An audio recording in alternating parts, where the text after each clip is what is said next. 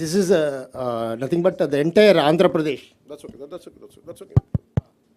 Entire Andhra Pradesh, we got 13,301 Gram Panchayat. The garbage value per month, it's 100 crore and people contribution. Joined together, 220 crore is our garbage value per month. Without knowing that value, we are just simply dumping in the roadsides, burning, dumping in the water bodies and creating more problems. This is per month. Per year, if you go, it's around 2,643 crores. It will be generated only in rural area. It's not urban, only rural. Through this, 2.45 lakhs women self-help group members per month, 9,000 rupees they will get. That much of people, we can generate jobs, non-stop resource which is going to come. ఒక్క రూరల్లోనే అంటే దీంట్లో ఎందుకు ఇది చాలా విలువైంది చెత్త అనడానికి ఏమంటే మన పైన మనం పడేసి చెత్త ఎంత విలువైందని చెప్పడానికి దాదాపు 2,643 కోట్ల వర్త్ ఇన్కమ్ జనరేట్ చేయగలిగేది. అలాగే దాదాపు 2,50,000 మందికి ఇది ఉపాధి కల్పిస్తుంది. సో దీన్ని చేయడం అంటే ఒక కల్చరల్ చేంజ్ పట్టుకోవాలి. దీనికి ఆ ప్రయత్నం మేము చేస్తున్నాం. ఆ ప్రయత్నంలో సక్సెస్ సాధించాలని కోరుకుంటున్నాం. అలాగే మీ సలహాలు మీ సూచనలు ఏదైనా ఉంటే who want to be a part of this మనకి స్వచ్ఛాంధ్ర కార్పొరేషన్ ద్వారా దీన్ని ముందుకు తీసుకెళ్తాం. అలాగే పిఆర్ పంచాయతీరాజ్ డిపార్ట్మెంట్ కూడా దీంట్లో యాక్టివ్గా ఉంటుంది.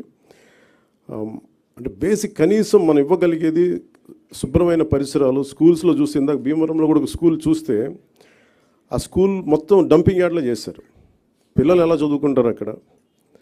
అలాంటి పరిస్థితులు, అందుకే స్కూల్స్ పిల్లలు కూడా రావడం మానేశారు. సో అలాంటి చోట తిరిగి to reclaim the intended purpose కోసం కట్టిన బిల్డింగ్ని ఎలా రీక్లెయిమ్ చేయాలి, వీటన్నిటి మీద ఒక ప్రయత్నం జరుగుతుంది. సో దాంట్లో భాగంగానే ఈ మీడియా ఇంటరాక్షన్.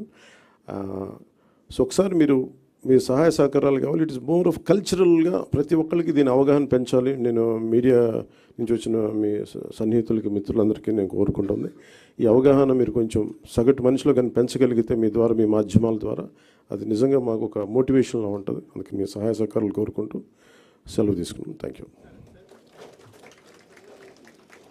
సార్. చెప్పండి.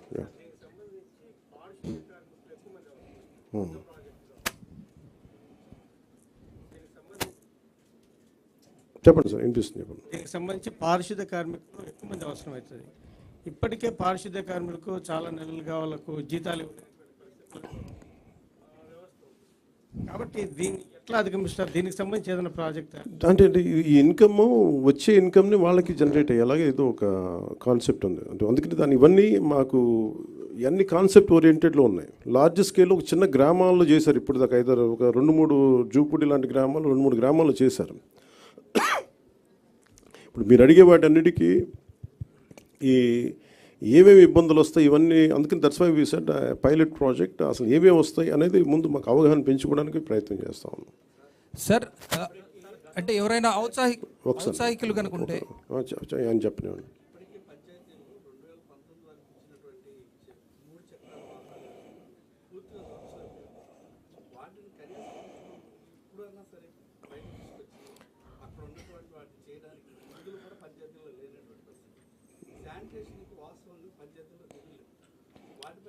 అంటే బ్లీచింగ్ పౌడర్కి డబ్బులు పంచాయతీలు.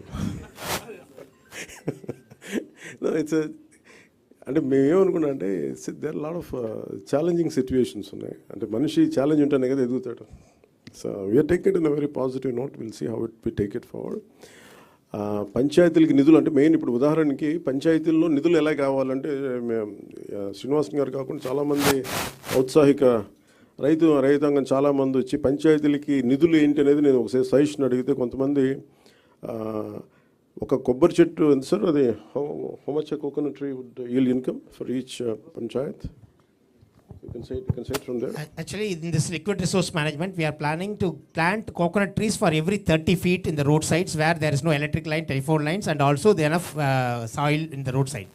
Through that, for example, 5,000 coconut trees if you are planting in the roadsides of the Gram Panchayat, where these coconut trees require only the grey water which is coming in the wastewater drainage. That's enough. 8 years normal coconut trees, whatever we do in Tamil Nadu, 8 years T into D, tall into dwarf. That 8 years it start yielding. That means from today, 8 years onwards, they'll get minimum 1 crore rupees as a auction of the coconut trees directly. So that because I traveled all over India, I know that North India, the tender coconut is great demand, where they never grow there. So we have to send a lot of categories. So that's how village panchayat will get the support. Thank you sir no చెప్తానండి. First బేసిక్గా పంచాయత్స్కి డబ్బులు లేవు.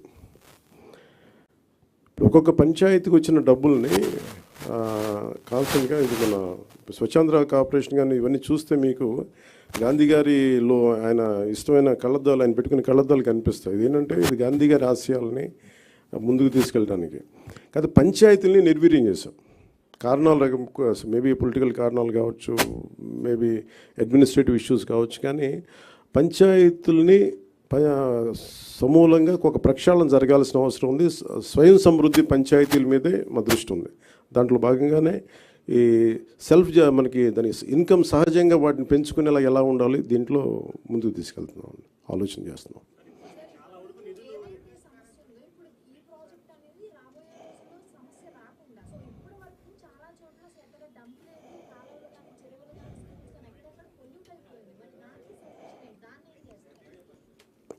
ఇది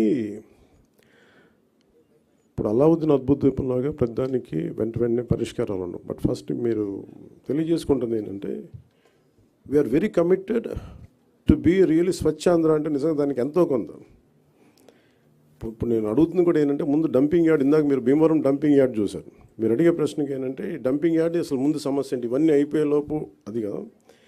అందుకని దీన్ని ఒక కష్ట నష్టాలు అర్థం చేసుకోవడానికి ముందు మేము పిఠాపురమో లేదా కొంత భీమవరం డంపింగ్ యార్డ్ తీసుకున్నాం. భీమవరం డంపింగ్ యార్డ్కి ఏంటంటే నేను కొంచెం ఎలాబరేట్గా మీ తర్వాత ఇప్పుడు ఎవరు ఇంట్రెస్టెడ్ మీరు ఎవరిని అడిగినా ఆయన చాలా డీటెయిల్గా చెప్తారు.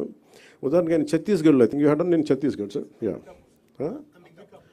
అంబికా హర్యానా ఛత్తీస్గఢ్ అంబికాపూర్లో ఆయన ప్రత్యేకించి ఒక ప్రాజెక్ట్ చేశారు. ఇలాగ మనకి డంపింగ్ యార్డ్ ఉంది, ఒక 20 acres dumping yard, and he made it very beautiful. So దానికి మోర్ దెన్ డబ్బు కంటే కూడా చాలా కమిటెడ్ ఉండే లీడర్షిప్ ఉండాలి దానికి అంతా. సో అది అట్లాంటి ఫస్ట్ ప్రయారిటీ చేసుకుంటాం. ఇవన్నీ ఒకటి అర్బన్ కింద వస్తుంది, కొంత పంచాయతీ నా కిందంతా నేను మాట్లాడగలిగేది పంచాయతీ రాజ్ కింద వస్తే, భీమవరం నా కింద రాదు. బట్ స్టిల్ నేనును అర్బన్ డెవలప్ మినిస్టర్ మన నారాయణ గారితో కూర్చోబెట్టి మున్సిపాలిటీ సంబంధించి మేము కూర్చొని దాని మీద ఒక ప్రతిపాదన తీసుకురావాలి. ముందు దీన్ని ఇనిషియేట్ చేస్తాను త్రూ ఫ్రమ్ పిఆర్.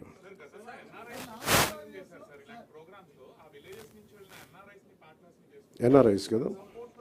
అంటే ఇప్పుడు మేము అదే చేస్తున్నాం. ఇప్పుడు మాకేమున్నాయంటే చాలామంది కమిటెడ్గా వాళ్ళ గ్రామం వరకు శుభ్రం చేసుకునే, ఫర్ ఎగ్జాంపుల్ మనకి రిలే హౌస్ది మన 80s మన అన్నహాసరే గారు చేసింది ఇలాంటి ప్రయత్నమే కాదు. అది పెద్ద స్థాయిలో వెళ్ళలేకపోయింది. అది ఓన్లీ కొన్ని పరిమితమైన గ్రామాలు, పరిమితమైన మండలాలకి అయిపోయింది. కానీ సో మాకేంటంటే ఎన్ఆర్ఐస్ని ఎంతమంది స్టేక్ హోల్డర్స్, ఇప్పుడు నా ప్రయత్నం ఏంటంటే మా అందరి ప్రయత్నం ఎవరు విల్లింగ్గా ఉన్నారు. ఫస్ట్ ఒక ఉదాహరణకు మేము పిఠాపురంలో చేస్తే 54 పంచాయతీల్లో మాకు అర్థం అవుద్ది మోడల్.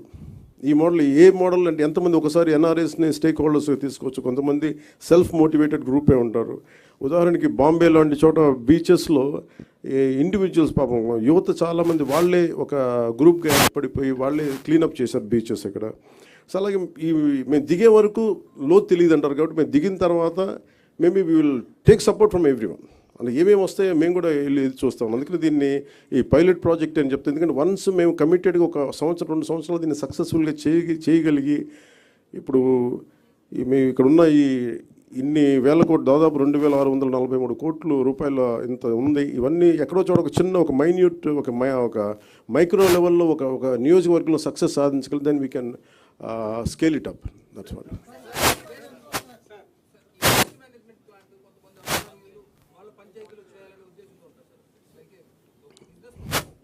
యాక్చువల్ పర్పస్ ఏంటంటే ఇప్పుడు మనల్ని ఏదైనా సరే సర్వీస్